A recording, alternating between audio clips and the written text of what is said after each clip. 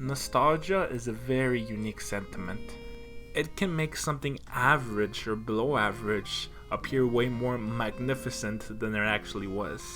And for that reason, it is hard to look back critically at things you hold close to your heart. Today, I will attempt to do the impossible and explain why a game that most people would consider to be subpar to me was one of the greatest video games ever created. And lastly, how the long-awaited return of this franchise has me more excited than I've ever been for a video game in years. Phantasy Star Online was one of the very first video games to fully take advantage of online capabilities.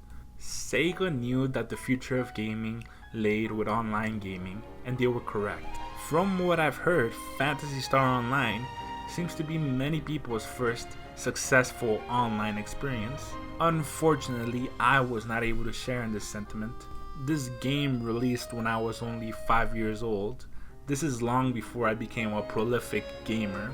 I'm partially envious of people who did get to play this game, because I'm sure that if I had gotten to, I would have fallen in love with it too. With how passionate its fans are, I would have loved to be able to be part of that as well. No, my very first Phantasy Star experience was...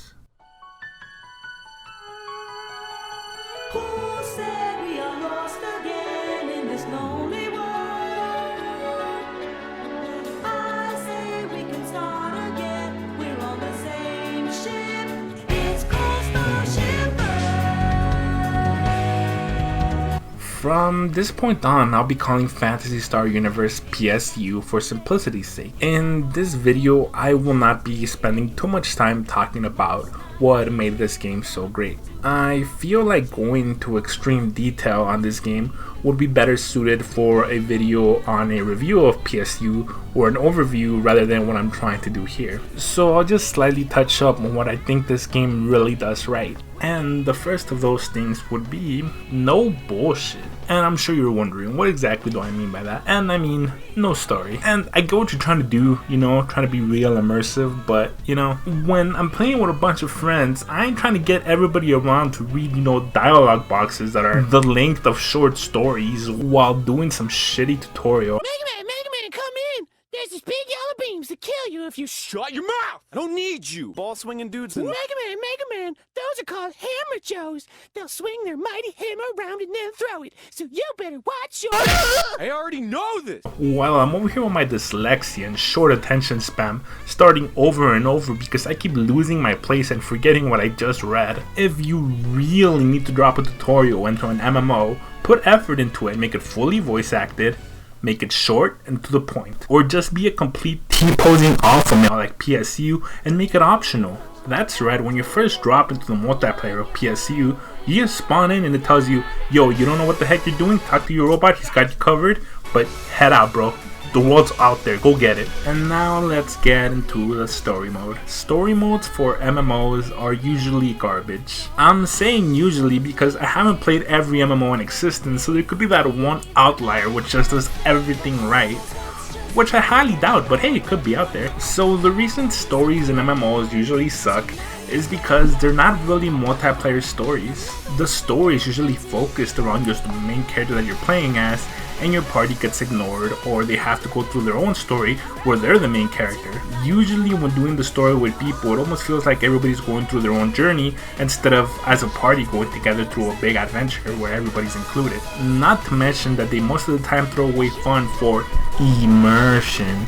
And what I mean by that is that there's some times where you're just going around talking to random NPCs because the story demands it. And even though these games try to give a big focus to immersion, they still end up doing big things that break this immersion. Let me explain. So in most MMOs, they try to increase immersion by having the enemies walking around the map passively.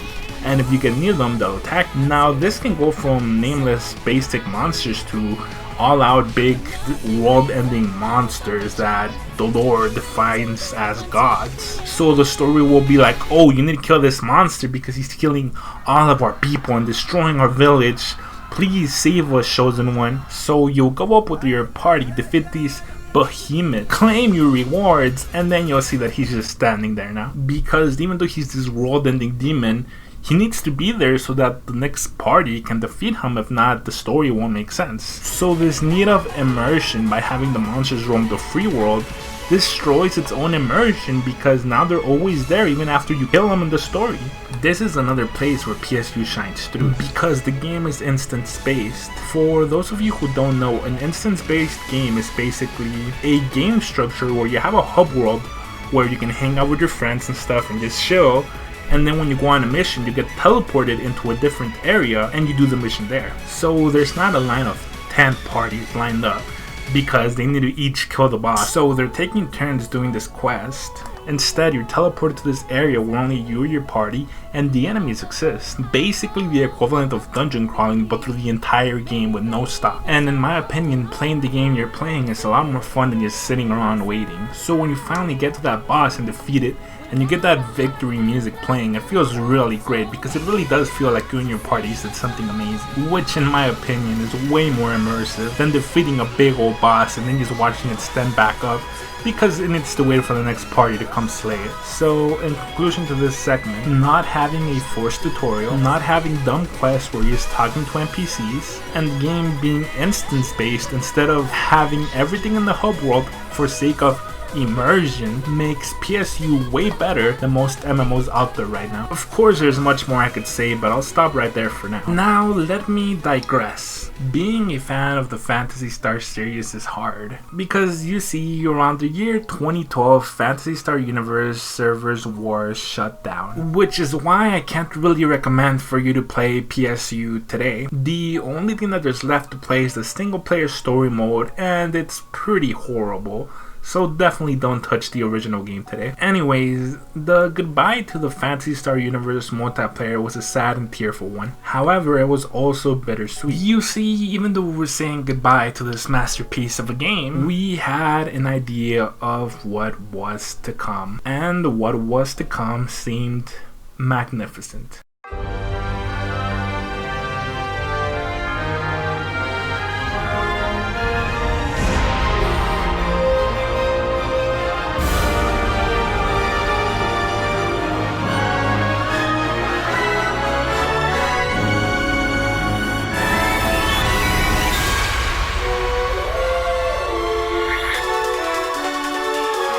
Phantasy Star Online 2 wasn't necessarily a sequel to Phantasy Star Universe, it was actually a sequel to the original Phantasy Star Online, the game I mentioned at the beginning of the video I never really got to play. In my opinion, the reason Phantasy Star Universe was not called Phantasy Star Online 2 was because they didn't want to make people feel like they had to go back and play the original to be able to play this one. Sort of like a reboot like DMC or Sonic the Hedgehog.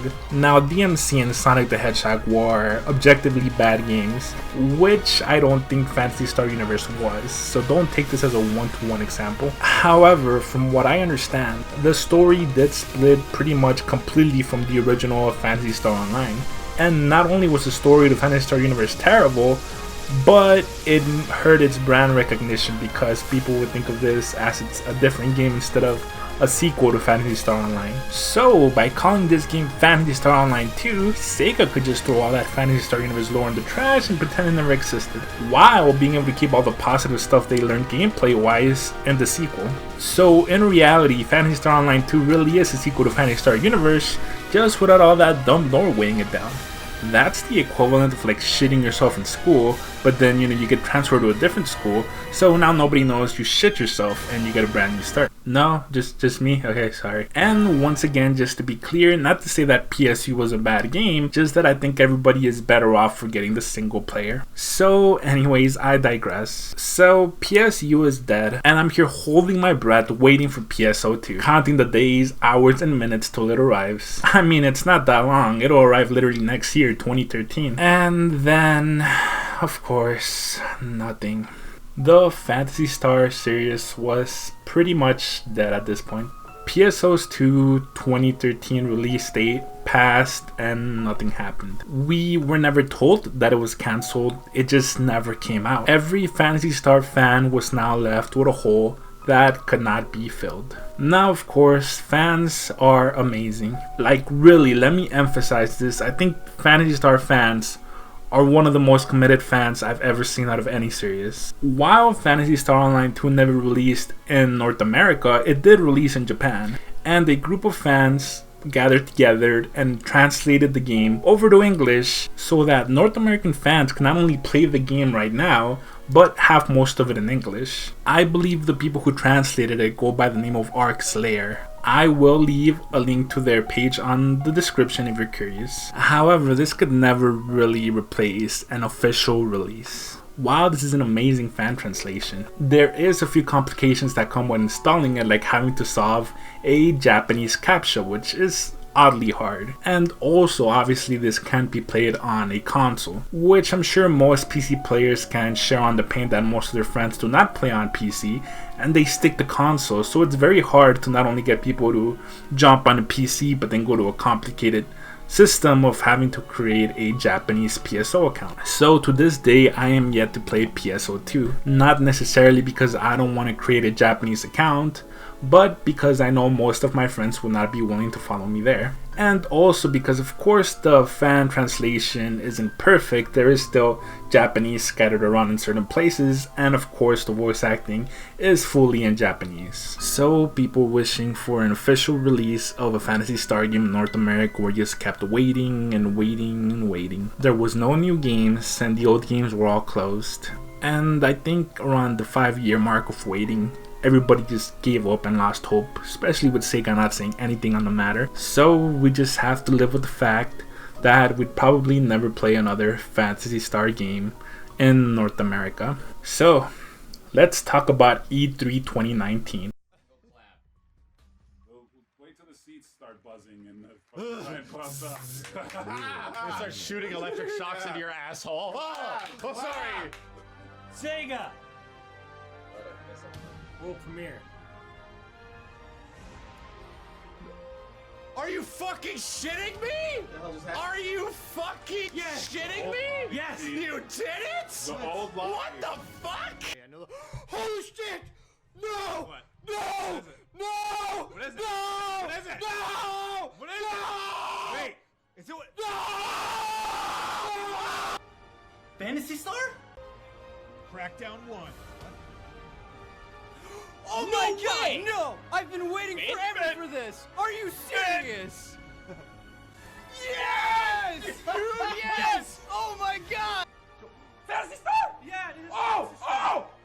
Japan! Oh! Oh! We definitely live in the prime timeline. Had you told me or anyone that this game was going to be here, nobody would have believed you. Up until this moment, Microsoft's press conference had been a wash. Half of the audience was asleep, but holy shit, once they started hearing that music, people started waking up like they left the oven on. This automatically made the conference the best this year for me. Now I can no longer be that 80-year-old boomer who talks about how games were better back in his day, because now people will be able to experience what I consider a prime MMO. Well, I haven't played this game, I know people who have hold it very highly. And if Phantasy Star Universe is considered the black sheep of the franchise, then this game is going to blow away any expectations that I have. So now we arrive to today. The closed beta is open for registration, and the full game release is just around the corner. And while I can't predict what the mainstream media is going to think about the game, I know for a fact that the people who will play it will fall in love with it. So with that, I hope I see you in PSO2, and thank you for watching.